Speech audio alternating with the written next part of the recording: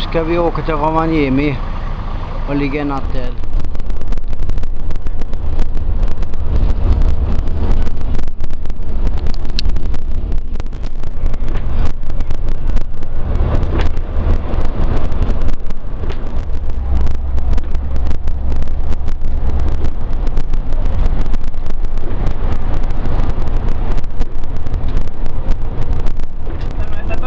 Toki eilinen päivä on ollut kaikille erilainen ja tuonut ajatuksia ja on soiteltu ja tuettu sillä tavalla toisiamme, mutta nyt koska kriisi nyt ei ole edennyt ja kaikki näyttää Sotsissa hyvältä ja turvalliselta, niin ihan mielin uskoisin lähettää joukkojen matkaan ja urheilijat oli hyvillä mielin ja turvallisin mielin.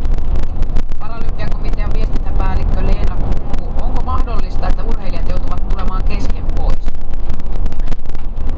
Tällä hetkellä ei näytä siltä, että on mitään syytä, mutta toki siihen on varauduttu, että pystytään nopeita päätöksiä tekemään, jos tämmöistä aihetta tulee, että me ollaan jatkuvasti yhteydessä virkamiehiin Suomen päässä.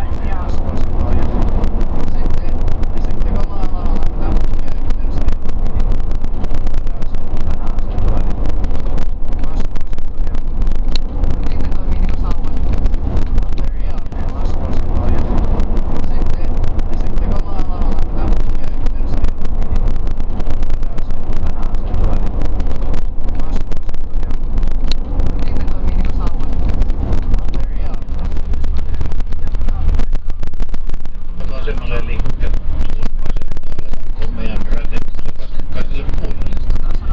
Next stop, railway station and after that bus station. Ja. Okei. Kiitos. No niin, kiitos. Hei. Hallå, hej då!